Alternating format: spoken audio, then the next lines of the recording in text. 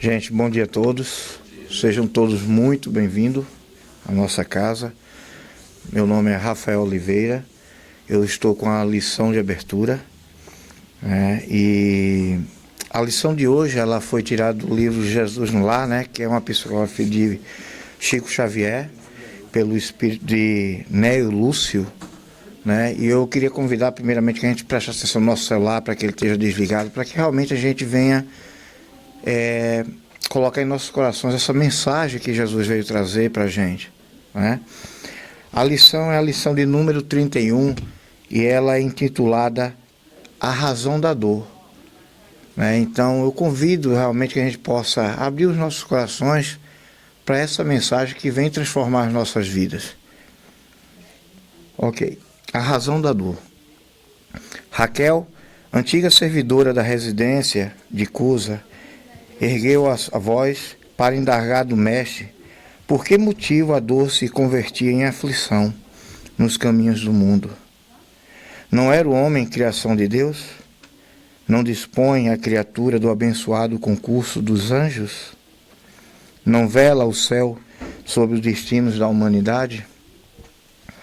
Jesus fitou na interlocutora o olhar firme e considerou. A razão da dor humana procede da processão divina. Os povos são famílias de Deus, que, à maneira de grandes rebanhos, são chamados ao aprisco do alto. A terra é o caminho. A luta que ensina e edifica é a marcha. O sofrimento é sempre o aguilhão que desperta as ovelhas distraídas à margem da senda verdadeira. Alguns instantes se escoaram, mudos, e o mestre voltou a ponderar. O excesso de poder favorece o abuso. A demasia de conforto, não raro, traz o relaxamento, e o pão que se amontoa da sobra costuma servir de pasto aos vermes que se alegram no mofo. Reparando, porém, que a assembleia de amigos lhe reclamava explicação mais ampla, elucidou fraternalmente. Um anjo, por ordem do Eterno Pai, tomou à própria conta um homem comum. Desde o nascimento, ensinou-lhe a alimentar-se, a mover os membros e os músculos, a sorrir, a repousar e a asilar-se nos braços maternos. Sem afastar-se do protegido, dia e noite, deu-lhes as primeiras lições da palavra e em seguida orientou-lhe os impulsos novos, favorecendo-se o ensejo de aprender a raciocinar, a ler, a escrever e a contar. Afastava-o hora a hora de influências perniciosas ou mortíferas, de espíritos infelizes que o arrebatariam, por certo, para o sorvedouro da morte. Sobrando-lhe os pensamentos, ideias iluminadas aos clarões do infinito bem, através de 1000 modos de socorro imperceptível, garantiu-lhe a saúde e o equilíbrio do corpo. Dava-lhe medicamentos invisíveis por intermédio do ar e da água, da vestimenta e das plantas. Vezes sem conta, salvou-o do erro do crime e dos males sem remédio que atormentaram os pecados. Ao amanhecer, o pajem celestial acorria atento, preparando-lhe dia calmo e proveitoso, defendendo-lhe a respiração, a alimentação e o pensamento, vigiando-lhe os passos com amor para melhor preservar-lhe os dons. Ao anoitecer, postava-se-lhes à cabeceira, amparando-lhe o corpo contra o ataque de gênios infernais, aguardando com maternal cuidado para as doces instruções espirituais nos momentos de sono. No transcurso da vida, guiou-lhe ideias, auxiliando-o a selecionar as emoções e a situar-se em trabalho digno e respeitável. Clareou-lhe o cérebro jovem e insuflou-lhe entusiasmo santo rumo à vida superior. Estimulou a formar um reino de santificação e serviço, progresso e aperfeiçoamento no lar. O homem, todavia, que nunca se lembrara de agradecer as bênçãos que o cercavam, fez-se orgulhoso e cruel diante dos interesses alheios. Ele, que retinha tamanhas graças do céu, jamais se animou a estendê-la na terra e passou, simplesmente, a humilhar os outros com a glória de que fora revestido por seu devotado e invisível benfeitor. Quando experimentou o primeiro desgosto que ele mesmo provocou, menosprezando a lei do amor universal, que determina a fraternidade e o respeito aos semelhantes, gesticulou revoltado contra o céu, acusando o Supremo Senhor de injusto e indiferente. Aflito, o anjo guardião procurava levantar-lhe o ideal de bondade, quando um anjo maior se aproximou dele e ordenou que o primeiro dissabor do tutelado endurecido, por excesso de regalias, se convertesse em aflição. Rolando mentalmente de aflição em aflição, o homem começou a recolher os valores da paciência, da humildade, do amor e da paz com todos, fazendo-se então precioso colaborador do Pai na criação. Fim da historieta. Esperou Jesus que Raquel expusesse alguma dúvida, mas, emudecendo, a servidora, dominada pela meditação, que os ensinamentos da noite lhe surgiram, o culto da Boa Nova foi encerrado com ardente oração de júbilo indefinível. Está aí a resposta para as nossas dores, as nossas aflições. Para quem chegou depois, é a lição do livro Jesus no Lar, número 31, que é intitulada A Razão da Dor. E Jesus dá um exemplo aqui, né? Que um anjo toma conta de um ser humano e o protege, evitando que ele não sofresse, fizesse tudo. E no final, esse anjo se revolta, né? Por causa de um desejo. Assim somos nós, né? Esse ser humano que é Deus cuidando da gente, Jesus cuidando da gente, e a gente, no momento de um desejo, alguma coisa, se revolta contra Deus. A dor, ela é a razão pela qual nós nos evoluímos. O sofrimento, ele vem mostrar que alguma coisa de errado nós estamos fazendo. E detalhe, por nossa própria culpa. Não é culpa de ninguém. Estamos num planeta de provas e expiações e é comum a dor em nossas vidas. Mas podemos evitá-las, procurando fazer o bem, procurando fazer nossa reforma íntima, buscando ser uma pessoa melhor, trabalhando em prol do nosso irmão que está lá fora em sofrimento. Uma lição dessa aqui, esse livro, Jesus lá, ele foi escrito, acho que não me engano, em 1945. Para quem não sabe, esse foi o primeiro evangelho que Jesus fez com os discípulos. Quer dizer, foram todos os evangelhos. Esse espírito Neio Lúcio, ele teve a permissão da espiritualidade para que pudesse voltar, como se fosse dado um play, e ele assistir todo o evangelho que Jesus fez com os irmãos na casa de Simão Pedro. Essa mensagem aqui, simplesmente ele assistiu e passou para a gente. Isso aqui foram palavras de Jesus. Esse foi o verdadeiro evangelho que Jesus fez com todos os apóstolos. Então, seja uma mensagem dessa tão antiga e tão atual. Porque quantos de nós não fazemos isso no nosso dia a dia? Quando estamos bem, né, de saúde ou financeiramente, esquecemos de agradecer pelo nosso pão, pelo nosso trabalho, pela nossa saúde. Deitamos sem agradecer por nada, nem pela nossa família. Eu sou um exemplo disso também, porque já fiz isso. Aí a dor, ela acorda a gente para as coisas que a gente está fazendo de errado. Aí foi a dor que me trouxe a essa casa. Eu não vim por amor, eu vim pelo sofrimento. Chegando numa quinta-feira, buscando atendimento fraterno, e graças a Deus o Espiritismo me achou. Não fui eu que achei, foi ele que me achou.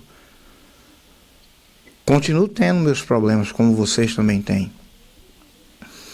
Mas esse ensinamento que eu vim buscando e busco todo dia na minha vida dentro dessa casa, através de uma lição de abertura, através do Livro dos Espíritos que é feito aqui, através do Evangelho que é feito aqui e também na minha casa, dos compromissos que assumi dentro dessa casa, a dor para mim continua, mas de uma forma diferente.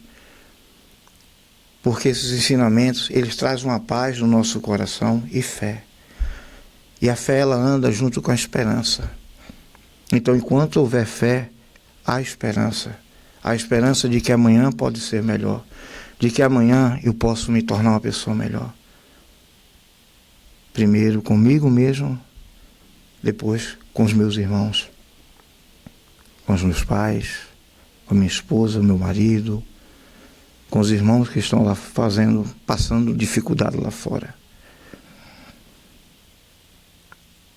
Quantos de nós só damos valores às coisas como perdemos? Vou dizer uma coisa simples. Família. Tínhamos a nossa família no Brasil com muitos problemas, discussões, não gostar do irmão, alguma outra coisa. E hoje, eu estou aqui há 24 anos sem ver minha família. Perdi meu irmão em 2008, num acidente de carro, com 30 anos, e tive que ligar para o meu pai para dizer que ele perdeu um filho. E aí? Eu não pude ir no Brasil dar um abraço no meu pai. Quantos outros parentes eu perdi da minha família? Não, desculpe, com uma correção. Não perdi, né? Foram no tempo que tinham que ir, porque não é perda. Eles fizeram o tempo deles, mas são 24 anos que eu estou aqui sem poder ter uma conversa presencial, sem poder dar um abraço. Quanto um abraço faz falta. Quanto um abraço aquece o coração. Então, a dor da saudade faz com que a gente valorize os nossos parentes, os nossos amigos. Assim, é a dor que sentimos quando temos dinheiro e entramos em falência. Começamos a valorizar coisas que muitas vezes desperdiçamos. Aquele restaurante caro que a gente come a metade da comida e joga fora. Quando a gente está na dificuldade, lembra que existem pessoas passando fome. E quantas outras pessoas que abusam desse poder que tem, que pagam $100 mil em uma garrafa de champanhe simplesmente para estourar e jogar nos outros, enquanto existem centenas, milhares de crianças passando fome na África. Não precisa ir tão longe. Aqui também tem. Aqui também tem. E a prova disso está aqui, ó. Isso aqui são alimentos que nossa casa arrecada e doamos para locais que recebem essa alimentação, food pantry, e dão para pessoas que passam fome. Estamos num país de primeiro mundo. E tem pessoas passando fome. E tem pessoas passando fome. Observem a causa da razão da dor de cada um de vocês, porque todo mundo aqui tem a sua dor, tem a sua aflição. E agradeçam, porque ela está na vida de cada um aqui para ser o despertar para o progresso de cada um. Observem, gente. Observem o que vocês estão passando na vida de vocês. Não reclamem, agradeçam. Faça uma prece. Não é que quando você terminar a sua prece, seu problema vai acabar, não. Mas você vai encontrar uma paz dentro de você que você vai conseguir enxergar um problema de uma forma mais calma e vai conseguir achar uma solução para ele. Mude as suas atitudes, os seus pensamentos. Busque evolução através da sua dor e dos estudos, do seu melhoramento. E amanhã vocês irão agradecer pelas dores que passaram. Meu tempo acabou. Eu queria convidar todos que possamos elevar o nosso pensamento. Vamos verdadeiramente entregar o nosso coração a Jesus nesse momento. Jesus, eu quero te agradecer imensamente por essa lição tão maravilhosa em nossas vidas. Nós que passamos por dores diárias, pelos nossos sofrimentos, as nossas aflições. Que essa lição venha realmente esclarecer o porquê disso em nossas vidas. Que possamos calar a nossa boca das reclamações e abrir o nosso pensamento com entendimento e descobrir com amor a razão desse sofrimento. Que essa lição venha fortalecer os nossos corações e trazer paz aos nossos corações também. Abençoa, Jesus, a cada um de nós aqui presente. Abençoe aqueles que por alguma razão não puderam estar aqui presente. Abençoe aqueles que irão fazer o livro do Evangelho, o livro dos Espíritos. E que esses ensinamentos, Jesus, entre em nossas mentes e em nossos corações, nos impulsionando a sermos pessoas melhores com nós mesmos e com os nossos irmãos que vamos encontrar no nosso dia a dia. Que a tua paz, o teu amor, seja sempre fonte de luz viva em nossos corações. Que assim seja. Gente, muito obrigado, um bom dia a todos. O livro dos Espíritos está com o nosso irmão Luiz.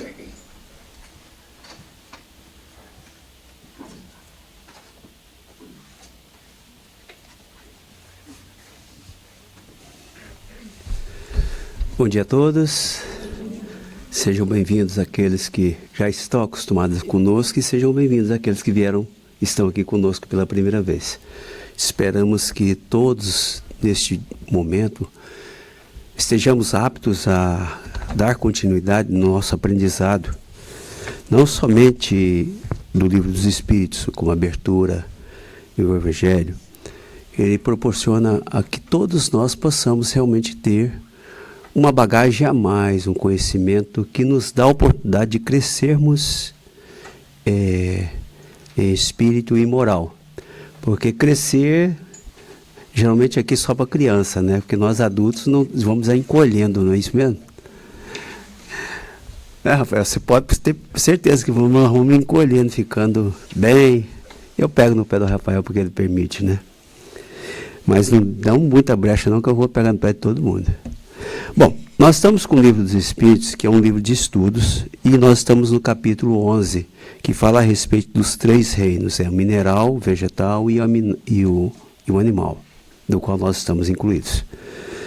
E, como sempre, o Livro dos Espíritos é um livro de estudos, como nós já colocamos, e composto de 1019 perguntas que Kardec fez aos benfeitores da codificação, e as respostas foram dadas por eles. Vários espíritos de escola, Santo Agostinho, São Luís, Paulo e outros mais, estão nos dando orientações de como nós devemos nos proceder, não somente aqui no plano físico da matéria, quando também chegarmos no plano verdadeiro, que é o plano espiritual. Pois estejam à vontade de fazer algum comentário dentro do tema, e se tiver alguma dúvida, se nós pudermos também esclarecer, né? Vamos sair aos fatos.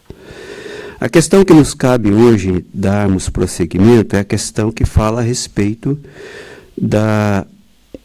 do anterior ao espírito quando ele adquire a capacidade de interagir ao ser hominal, né? Porque nós sabemos que, de acordo com o que os espíritos nos falam, nós espíritos vamos evoluindo, já passando pelo mineral, né, o vegetal e o animal mais irracional, e depois chegamos na espécie humana, do qual nós estamos hoje. Então, como sempre, Kardec, na sua perspicácia de fazer as perguntas bem coesas, sem às vezes deixar nem brecha para que ele possa, os espíritos que vão responder sem tangenciar a resposta, ele começa da seguinte forma, nessa 608. O espírito do homem tem, após a morte, consciência de suas existências anteriores ao período de humanidade, isto é, antes de estarmos encarnados como homem, certo? Bom, vamos ver qual é a resposta que os espíritos dão. Não, é taxativo, olha. Eles dizem, pois não é desse período que começa a sua vida de espírito.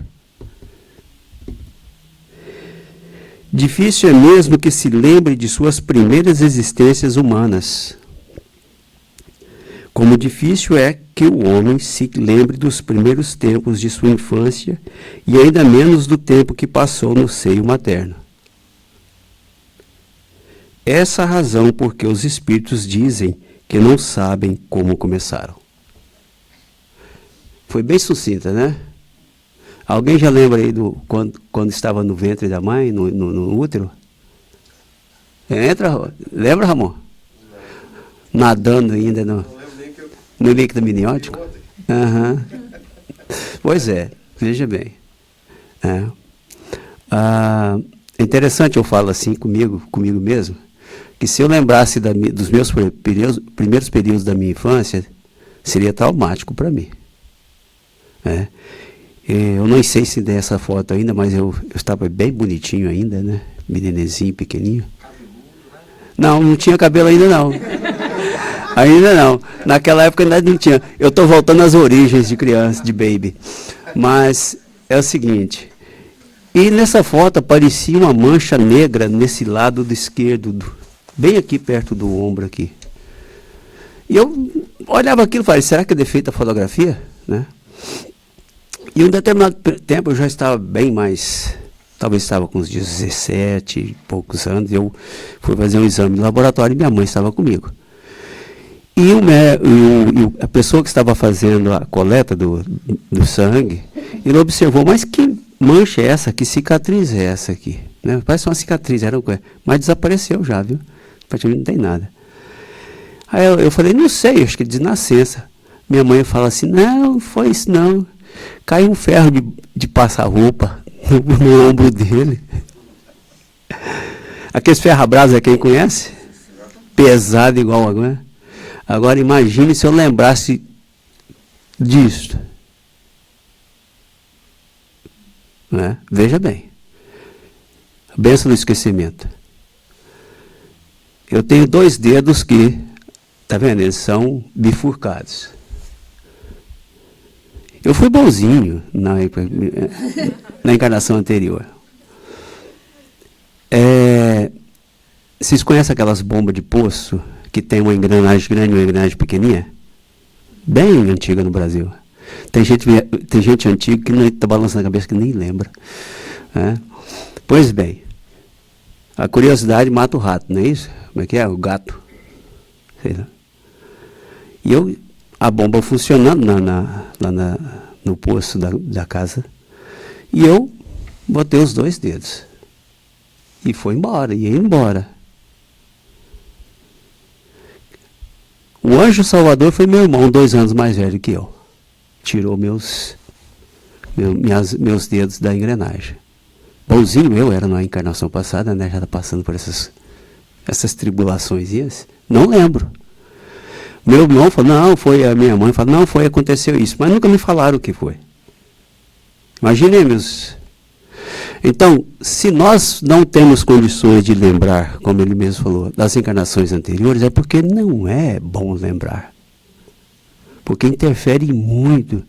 Imaginemos se eu tivesse lembrado na época, mãe, a senhora foi carrasca deixou um ferro-brasa ali para que caísse no meu... Eu nunca perdoaria ela, será? Fica a resposta. Fica a interrogação. Então, veja bem. Quando no livro Nosso Lar, eu vou fazer um apanhado aqui, que o livro Nosso Lar é um livro dos mais conhecidos de todas as pessoas, mesmo aqueles que não são espíritas assíduos, que têm a convicção da doutrina espírita, têm um conhecimento a respeito do livro Nosso Lar. Tanto é que tem um filme. E a Dona Laura, que era um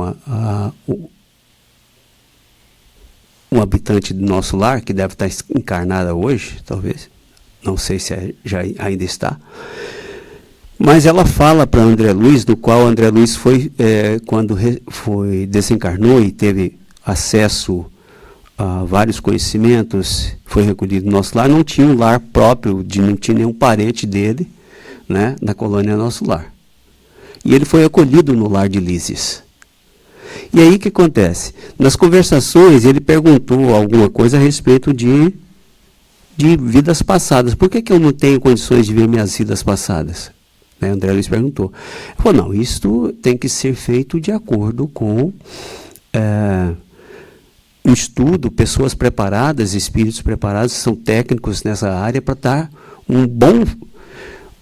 para dar uma série de subsídios para que nós não possamos entrar em conflitos com as nossas encarnações passadas.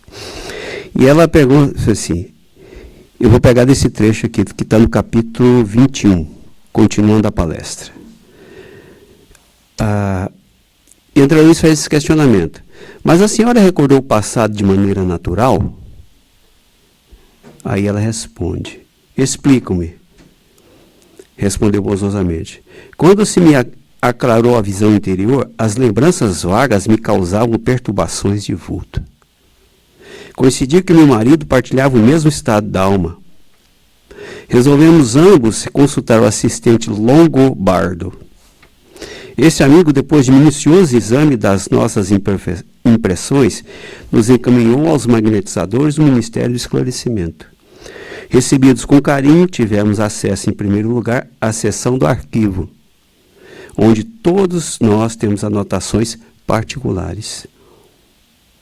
Aconselharam-nos os técnicos daquele ministério a ler nossas próprias memórias, abrangendo o período de 3 séculos.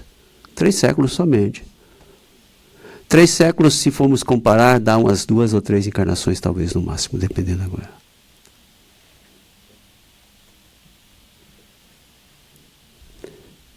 O chefe do serviço não nos permitiu a leitura de fases anteriores, declarando-nos incapazes de suportar as lembranças correspondentes a outras épocas.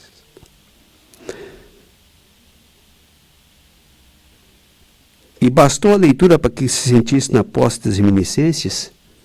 Atalhei curioso. Não. A leitura apenas informa. Depois de longo período de meditação para esclarecimento e com surpresas indescritíveis, fomos submetidos a determinadas operações psíquicas a fim de penetrar os domínios emocionais da recordação. Então, aqui depois fica mais de cunho técnico. Mas por que eu trouxe isto a título de informação? Para que nós possamos entender que períodos de 3 séculos vão representar basicamente 3 encarnações, se computarmos 50 anos no plano físico e 50 anos no plano espiritual. Que nós temos que contar isso, é uma sequência.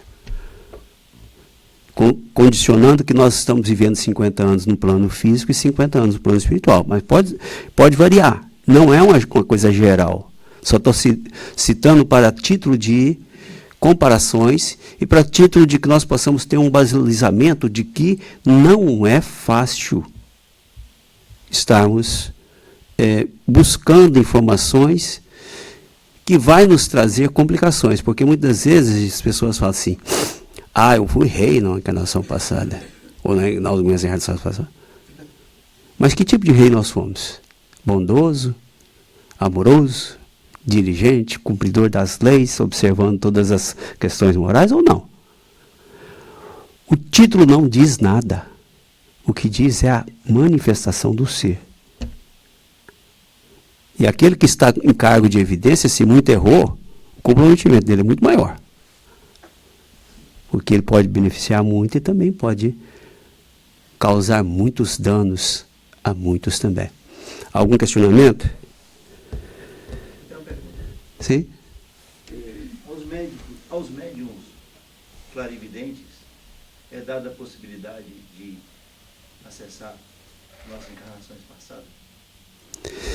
Nós podemos colocar isso como no âmbito geral, porque geralmente médiuns ostensivos são aqueles que estão mais comprometidos com erros do passado.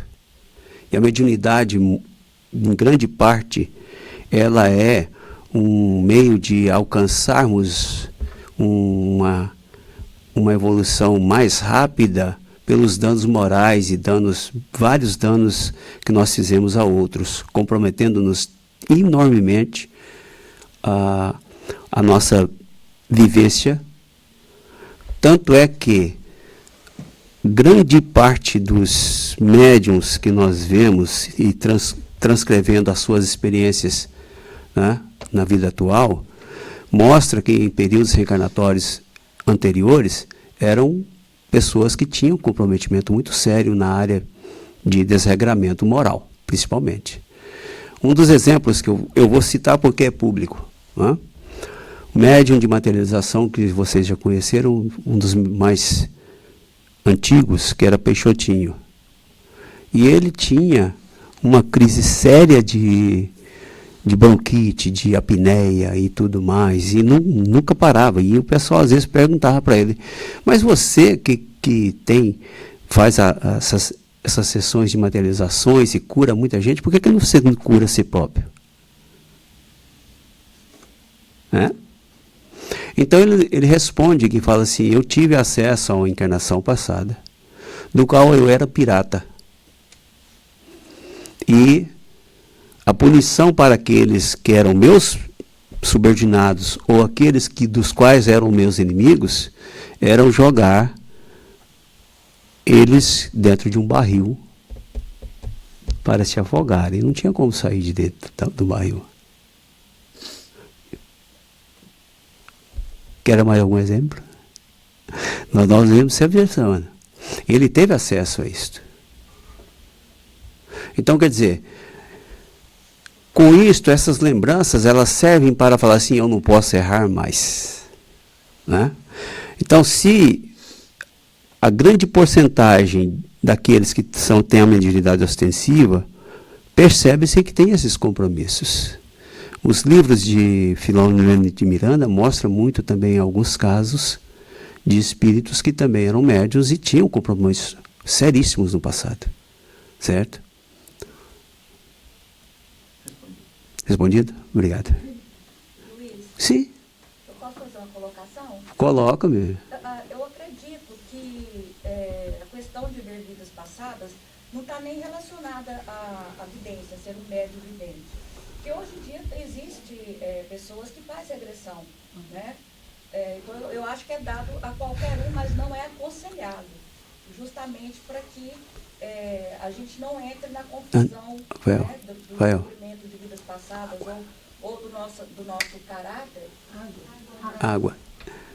E Água. a questão, qualquer um pode ter, mas não Papagaio é aconselhado, fundo. justamente para não entrar em colapso, né, com a gente mesmo. É aconselhado só quando é para um tratamento que o seu espírito está passando por qualquer problema No copo. a Não, no regressão copo. pode te ajudar a curar Obrigado. aquilo que você trouxe lá da outra vida. Mas isso são casos, né? Não é todo mundo. Então, eu acredito que não está relacionado com a mediunidade em si, a regressão. Sim, o que a Diane nos colocou, eu estou citando o caso de Peixotinho porque é casos públicos, né? Um caso que ele faltou. Mas uma grande porcentagem daqueles que têm esse tipo de acesso pela vidência, pela clareaudiência e tudo mais, tem algo a mais dentro do próprio corpo, que a mediunidade ela é uma característica orgânica, né? Que tem compromissos que assumiram, né, diante das grandes dificuldades que nós mesmos provocamos. Então, o que fica é que nós temos que aprender que a encarnação atual, o nosso período hoje aqui na carne é o melhor período que nós temos. E a doutrina espírita, ela vem nos esclarecendo de tal forma de que a atual existência é a melhor fase que eu tenho que fazer para não errar tanto como errei no passado. Certo? Então, errar menos já é um progresso. E acertar é um progresso maior. Bom, imaginemos nós lembrarmos quando éramos, vamos colocar, dragão. Eu sempre estou brincando, mas é o seguinte. Vamos, Rafael, Ramon. Obrigado, Rafael. É o seguinte, mas esse tal fato de lembrar ou não de vidas passadas, a gente pode dizer que também está relacionado à nossa evolução moral, né? Porque pensa bem, uma pessoa evoluída moralmente, se ela se deparar, né, com o que já foi em vidas passadas, enfim, ela vai saber reagir e não vai atrapalhar no seu progresso, na sua situação atual. Sim, né? sim. Porque ela já está elevada moralmente, enfim. Uma pessoa que, nós, né, eu, estou falando eu, se eu souber o que fui em vidas passadas, você pode até atrapalhar na minha atual situação, atual progresso, né, no caso. Pode ser isso também, né? Sim. É interessante quando o Ramon cita isso aí, o que se passa na nossa mente que nós não contamos para ninguém. É aquilo que realmente mexe conosco. Tem pessoas que convivem conosco e não sabem o que se passa conosco. Então, dentro do capítulo 17 dos Seis Perfeitos, eles dizem assim: reconhece-se o verdadeiro espírita pelo esforço que faz para domar as suas más tendências. Certo? Se nós já estamos domando as nossas más tendências, é um progresso. Né? Imaginemos nós que somos, detentores de grande poder, que foi dado, a mensagem foi dada aqui. Eu tenho o poder de estar com a chave do cofre de alguém. E na minha mente fala assim, vou levar pelo menos $1 milhão. Né? Não, é muito. Não precisa de muito, não. Só $100 mil que dá. Fala, não. Pelo conhecimento que eu tenho, eu não posso, isso não é meu. Opa, é o progresso. Passa na mente de buscar, de te retirar daquele, mas eu não faço. Já é um bom começo. Rafael?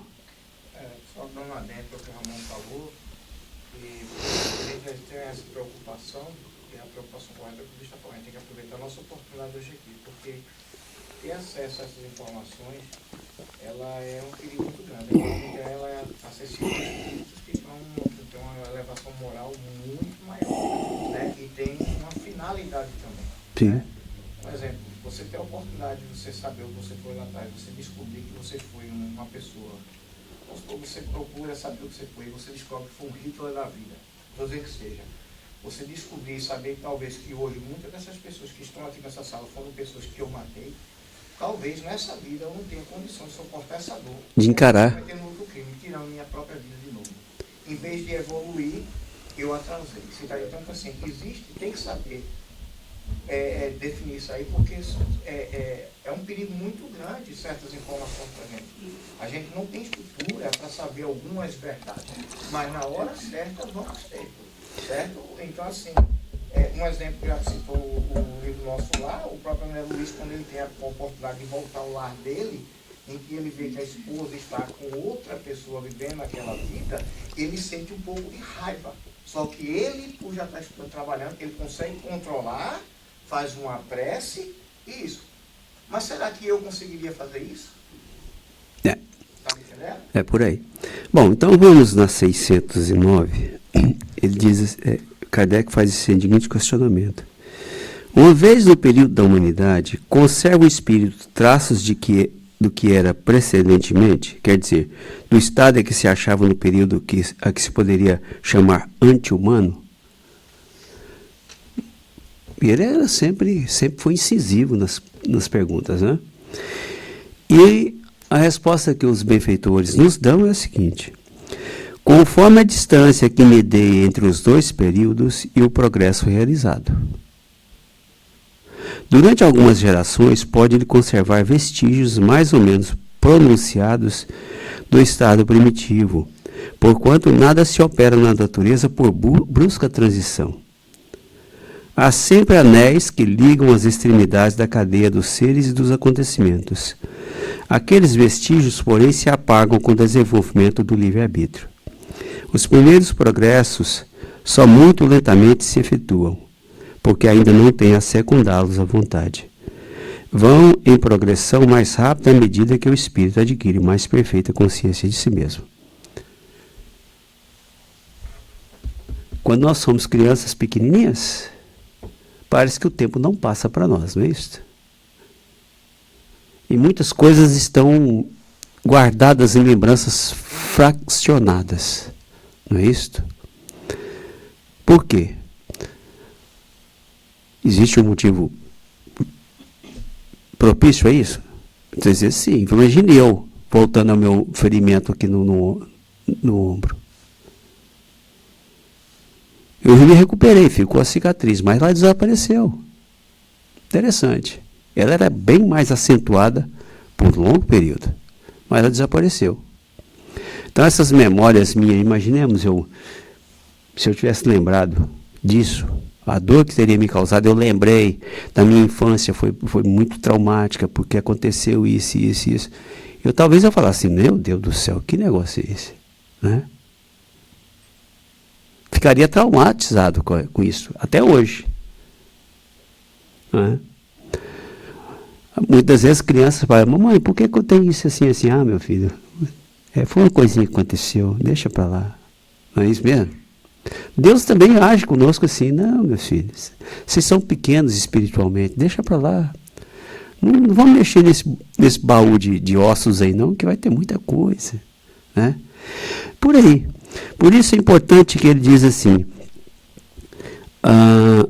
pode ele conservar vestígios mais ou menos pronunciados do estado primitivo, porquanto nada se opera na natureza por brusca transição. Né? Tudo é lento, tudo vai sendo transitório.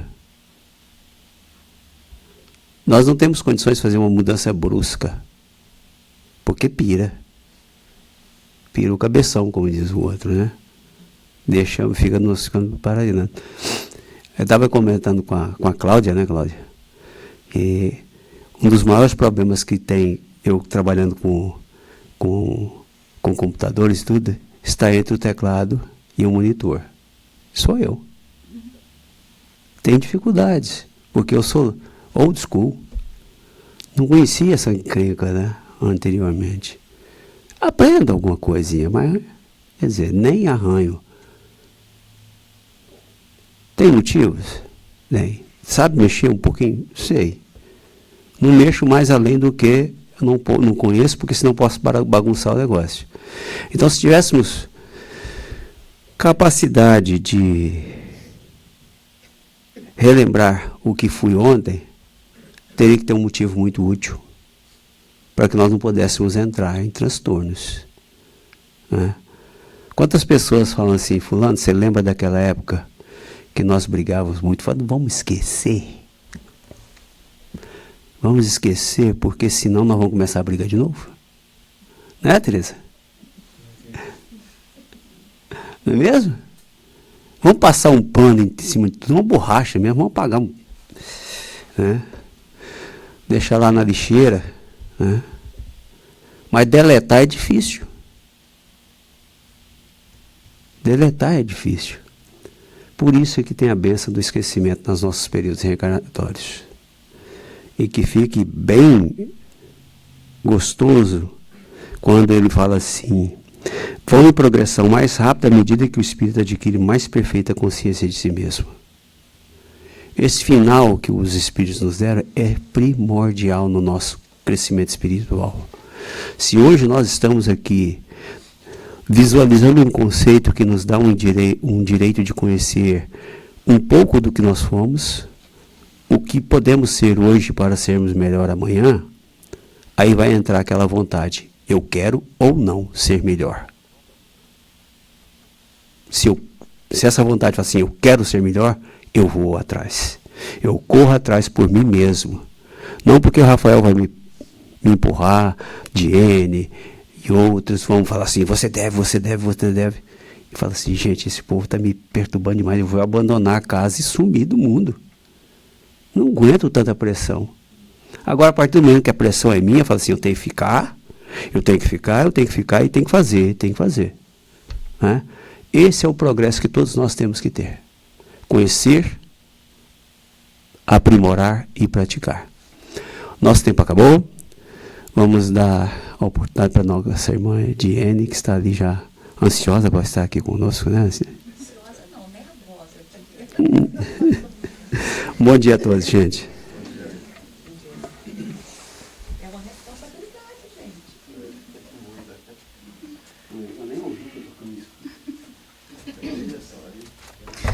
Bom dia a todos. Para quem não me conhece, meu nome é Diene, eu estou com o Evangelho de hoje. Nosso Evangelho hoje é uma das passagens que eu acho que Jesus mais fala claramente da reencarnação.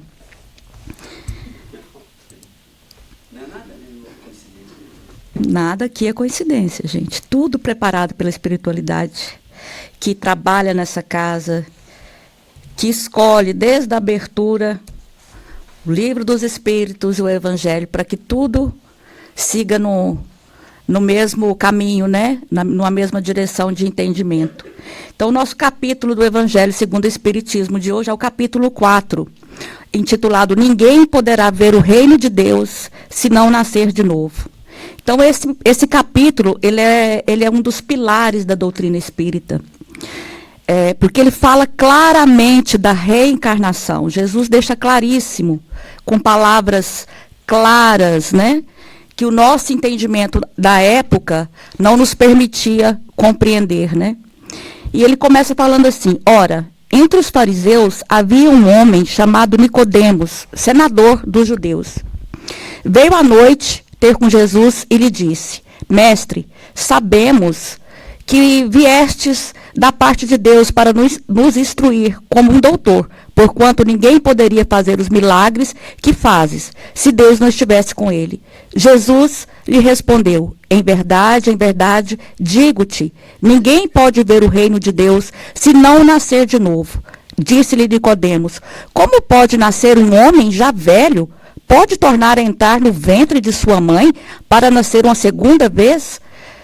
Retorquiu-lhe Jesus, em verdade, digo-te, se o homem não renasce da água e do Espírito, não pode entrar no reino de Deus. O que é nascido da carne é carne, e o que é nascido do Espírito é Espírito. Não te admires de que eu tenha dito ser preciso nasças de novo. O Espírito sopra para onde quer que ouves a sua voz, mas não sabes de onde vem ele, nem para onde vai. O mesmo se dá com todo homem que nascido do Espírito. Ninguém poderá ver o reino de Deus se não nascer de novo, respondeu-lhe Nicodemos. Como pode isso fazer-se? Jesus lhe observou, pois que és mestre em Israel e ignoras estas coisas? Digo-te, em verdade, que não dizemos senão o que sabemos, e que não damos testemunho senão do que temos visto. Entretanto, não aceitas o vosso testemunho, mas não me credes quando vos falo das coisas da terra. Como crereis quando vos fale das coisas do céu? Isso está em João 1 a 12. João 3, de 1 a 12. Então, Nicodemos, na época, ele era um senador dos judeus, né? E ele pertencia ao quê? Aos fariseus. E ele tinha um status dentro dos fariseus, ele tinha um status entre eles, né, desse grupo.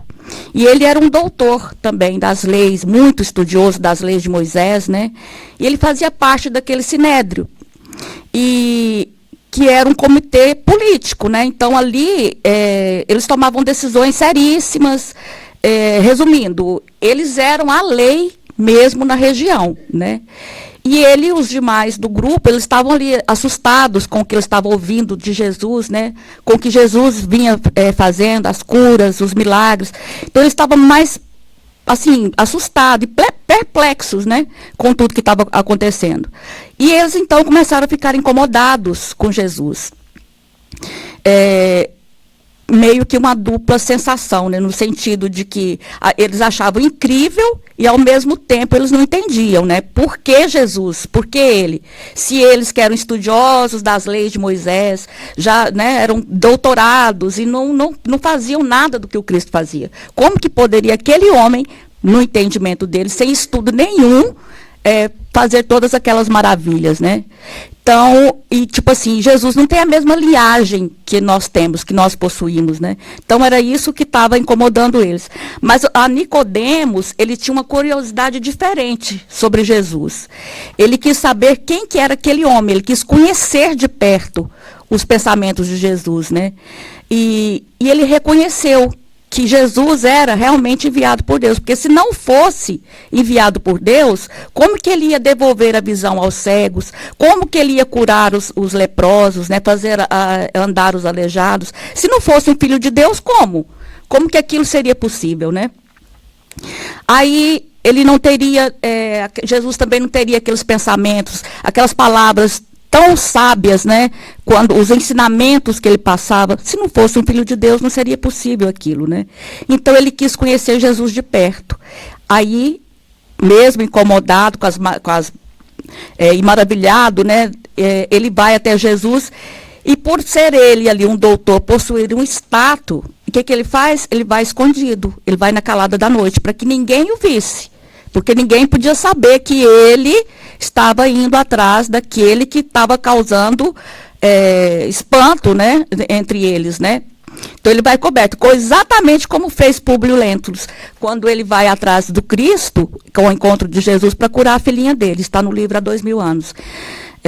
Então ele vai atrás escondido também, por causa do orgulho, né, da arrogância, do status que ele possuía. Então, ele age do mesmo jeito. E chegando até Jesus, ele pergunta: que recursos eu preciso lançar mão para alcançar esse reino de Deus? Aí no livro Boa Nova, Psicografia de Francisco Cândido Xavier, pelo espírito de Humberto de Campos, no capítulo 14, a lição a Nicodemos, é o título do capítulo. Humberto, ele nos relata a versão desse diálogo, como foi esse diálogo de Nicodemos com Cristo, né? Ele nos diz que, quando Nicodemos faz essa pergunta, ele faz da seguinte forma: tenho empregado a minha existência em interpretar a lei. Quer dizer, ele dedicou a existência dele em estudar as leis de Moisés e interpretar, né? Mas desejava receber a vossa palavra sobre os recursos que deverei lançar mão para conhecer o reino de Deus. Que recurso eu preciso lançar mão para alcançar esse reino? E Jesus responde assim.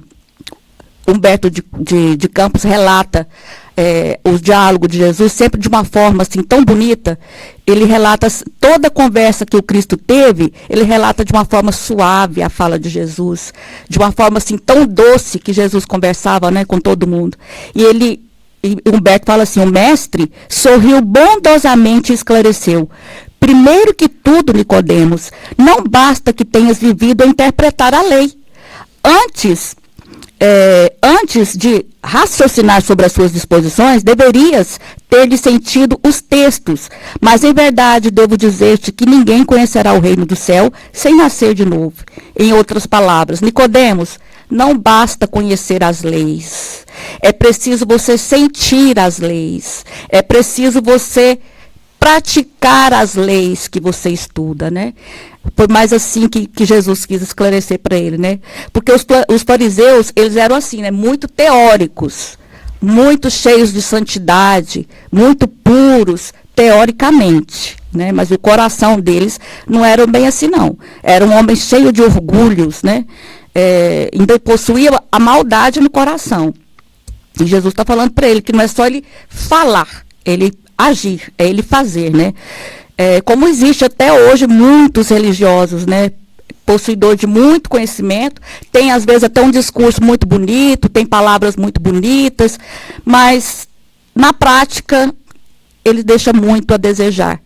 Por quê? Porque nós ainda somos homens falhos, né? Porque não são só os religiosos, nós também agimos assim. Nós falamos, mas às vezes não praticamos. Queremos, mas ainda temos as nossas dificuldades, as nossas limitações, né? E Jesus deixa claro isso, que é preciso ser essa lei viva. É só através de sermos essa lei, de praticarmos ela, é que nós vamos conseguir ir no reino dos céus, né? No reino de Deus, alcançar esse reino. Mas para isso, ele deixa claro que é preciso nascer de novo, justamente por causa das nossas limitações. Nós aqui, mesmo estudando, mesmo estando aqui, mesmo procurando conhecimento, nós ainda não praticamos a lei tal como ela tem que ser praticada. Por isso, o nascer de novo, no sentido de reencarnar várias vezes. Foi isso que Jesus deixou claro. Para quê? Para que a gente possa colocar também essa lei dentro dos nossos corações, né? E é assim que o reino de Deus se dá, é dentro do coração, quando o homem vive realmente aquilo que prega, né? E aí Nicodemos fica ainda mais confuso, ele fala assim, como assim? Eu, um homem velho, vou ter que entrar novamente no ventre de minha mãe? E Jesus responde, em verdade, reafirmo-te, ser indispensável que o homem nasça e renasça para conhecer plenamente a luz do reino. E Nicodemos, ainda mais confuso, pergunta, entretanto, como pode ser isso? Como? Né? Me dá uma explicação. E Jesus responde, é natural que cada um somente testifique daquilo que saiba, porém, precisamos considerar que tu ensinas. Nicodemos, você ensina, como que você não sabe disso? Né? Você fala das leis de Moisés, como que você não sabe disso? Jesus é que ficou perplexo ali com ele, né? Com o entendimento dele. Se falando apesar disso, não aceitas os nossos testemunhos. Se falando eu de coisas terrenas, sentes dificuldade em compreendê-las com os teus raciocínios sobre a lei, como poderás aceitar as minhas afirmativas quando eu disser das coisas celestiais? E Nicodemos sai dali, todo confuso. Ele não foi embora compreendendo o que Jesus falou. Ele ainda fica confuso. Só que Jesus está deixando claro ali para ele, tipo, Nicodemos, o conhecimento sem a transformação moral não se sustenta. Não adianta. Se você possui o conhecimento, mas não transformou a sua moral, não se sustenta. No livro Pontos e Contos, Psicografia de Francisco Xavier pelo Espírito Irmão X, também Humberto de Campos, capítulo 25, vem falar de Simeão e o menino. Simeão, na época, era costume deles levar, quando nascia um filho, levava até uma pessoa da igreja deles lá para apresentar, né? Era a apresentação do filho para Deus. E quando Jesus nasceu, Maria e José fizeram isso, foram levar no templo, né, foram apresentar Jesus ao templo. Lá em Lucas, relata essa história. Aí, só que Humberto de Campos também vem relatar como foi esse encontro, né, nesse livro que eu falei. Quando Simeão vê Jesus, ele reconhece. Ele já reconhece. E aí ele começa um diálogo, ele pega dos braços de Maria, se afasta para um lugar, para que ninguém ouvisse, né, esse diálogo, né? Ele fala das preocupações dele com Jesus. Ele todo preocupado, ele começa assim, celeste menino, por que preferistes a palha humilde da manjedoura? Por que você nasceu tão humilde? Preocupadíssimo, o que seria o futuro daquela criança, que ele reconheceu sendo filho de Deus, né? Já vens representar os interesses do eterno Senhor na terra. Como não vestiste a púrpura imperial? Como não nascestes ao lado de Augusto divino para defender o flagelado povo de Israel, longe dos senhores romanos? Como advogarás a causa dos humildes e do justo? Quem te preparará embaixador eterno para o ministério santo? Que será de ti sem lugar no sinédrio? Não encontrarás outro lugar além do estábulo singelo? Como que você vai conseguir tudo isso, né? Jesus, menino, ele ouviu e sorriu. Ele deve ter sorrido com um sorriso de bebê, mas com uma compreensão absurda, aquelas preocupações tão infantis, né? E ele sorri e ele continua. Sentar-se-á entre os poderosos? Amontoarás dinheiro suficiente para redimir os que sofrem? Ordenará a execução da lei, decretando medidas que obrigam a transformação imediata de Israel? Depois de longo intervalo, indagou em lágrimas. Diz-me, ó divina criança, onde representarás os interesses de nosso Pai Supremo? Jesus, com a mãozinha, vai no peito dele e bate várias vezes do lado do coração. Só depois que Simeão desencarna, ele entende, ele descobre que aquela mãozinha no peito, Jesus não deixou ele sem resposta. Quando ele pergunta, Jesus dá a resposta para ele. Só depois que ele morreu, que ele entendeu que aquele gesto de bater a mãozinha, Jesus estava dizendo para ele que o reino de Deus Jesus veio para colocar ele no coração dos homens. Então aquela foi a resposta de Jesus para ele, né? Ele não veio para representar interesses do céu aqui na terra materiais. Ele veio para representar no coração, que é ensinar o homem a amar, né? Que foi o que ele fez durante a passagem dele. E Emmanuel, e nosso evangelho prossegue falando assim, que quando ele entende, ele tem esse entendimento, ele compreende que a justiça e o amor de Deus, né? Porque a justiça de Deus era isso, né? Que era necessário que o reino de Deus seja implantado nos nossos corações em primeiro lugar, ao invés das coisas materiais, né? E para isso, devido às nossas condições, nascer de novo. É preciso renovação nossa todos os dias, né? E mais do que isso, é necessário nascer não só uma, mas várias e várias vezes, várias vidas, até entendermos a moral que Jesus veio nos apresentar, né? Porque Jesus veio e nos apresentou a moral que precisamos. E voltando lá no diálogo de Jesus com Nicodemos, quando Nicodemos vai embora, todo confuso, lá estava também André e Tiago, que também ficaram todo confusos com as explicações de Jesus. E ficaram assim, perplexos com o que Jesus tinha falado sobre reencarnação, né? E eles vão até Jesus e fazem a mesma pergunta de Nicodemos. Tipo assim, como assim nascer de novo, mestre? Como que isso é possível? Nos explica isso, né? Jesus responde assim para eles: por que tamanha admiração em face dessas verdades? As árvores não renascem depois de podadas. Com respeito aos homens, o processo é diferente, mas o espírito de renovação é sempre o mesmo. O corpo é uma veste, o homem é o seu novo dono. Jesus vai explicando, então, de uma forma muito amável, né, que a vida nossa terrena é uma veste nova, todas as vezes que aqui estamos. Todas as vezes que é necessário que a gente venha, é um corpo novo, é uma vestimenta nova. Um corpo que a gente usa mal, que tipo de roupa que nós vamos vestir, né? Que tipo de roupa que você vai esperar? E Jesus explica que em cada reencarnação, que essa roupa é diferente, o espírito vai reencarnar, ora como irmão, ora como filho, ora como pai, ora como mãe. Por quê? Porque cada personagem é uma finalidade de progredir. Por exemplo, se eu descubro que meu marido, ou não, vou nem no meu marido, eu vou lá numa pessoa que me fez muito mal, eu odeio aquela pessoa, e eu passo por vidas perseguindo aquela pessoa com ódio. Jesus vai olhar para ele, vem a reencarnação amorosamente, vai oferecer uma vestimenta nova para aqueles espíritos.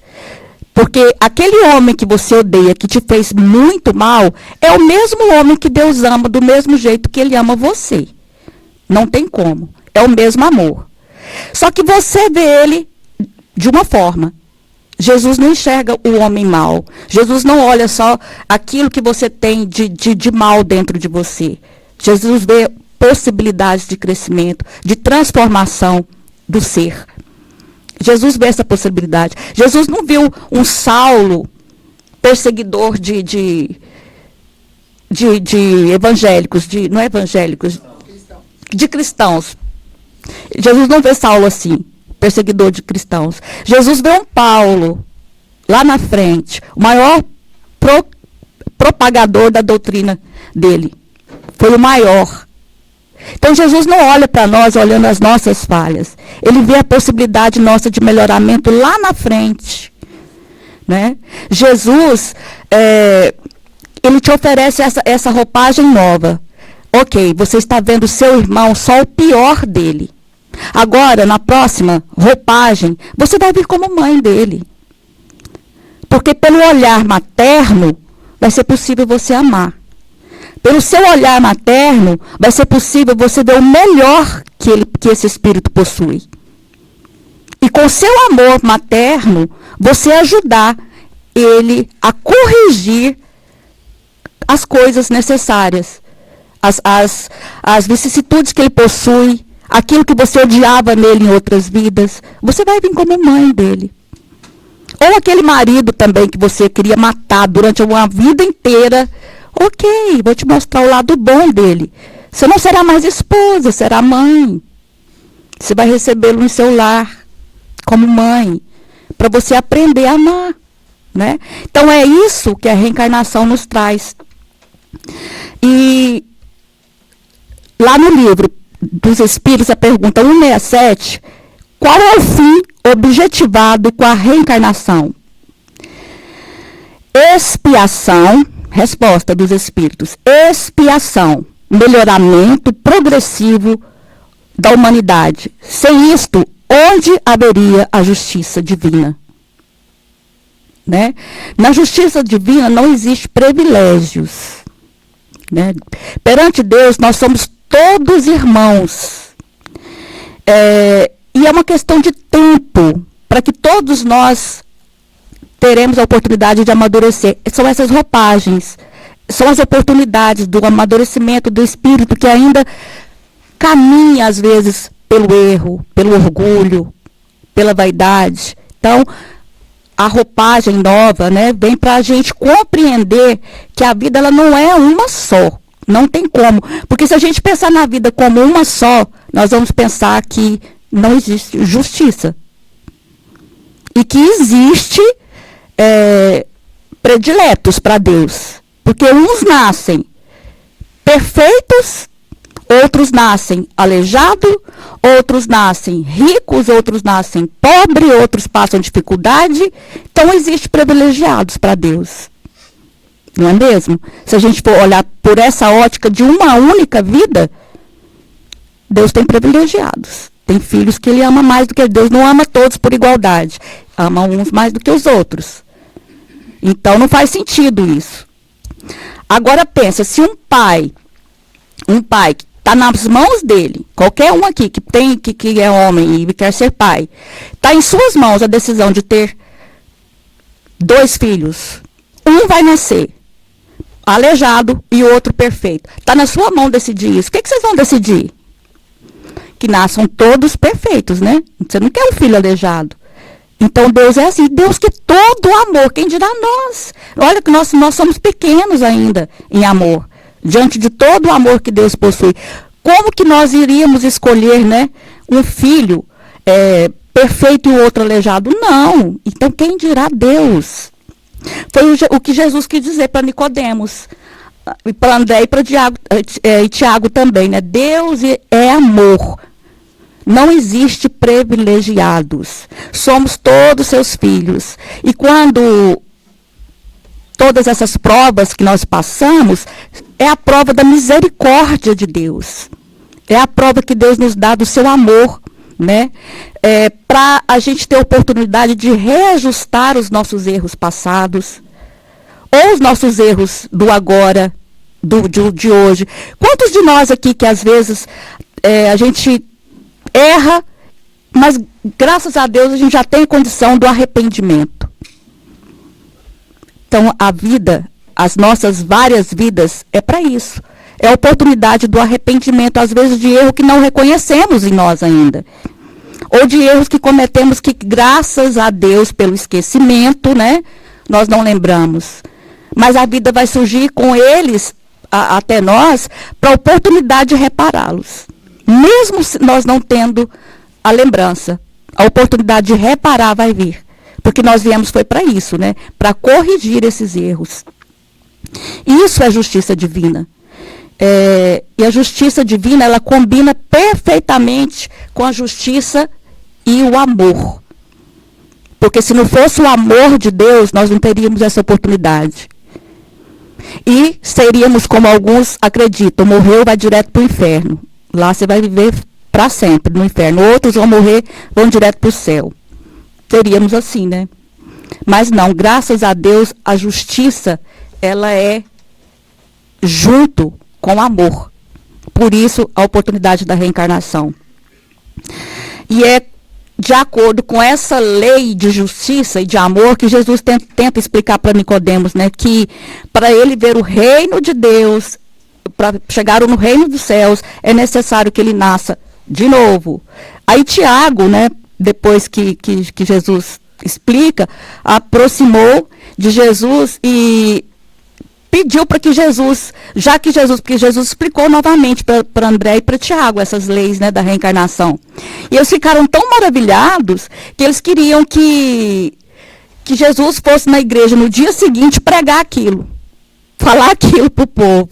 Você imagina, com o entendimento da época, Jesus chegar no templo e falar sobre a reencarnação, né? Jesus responde assim para eles: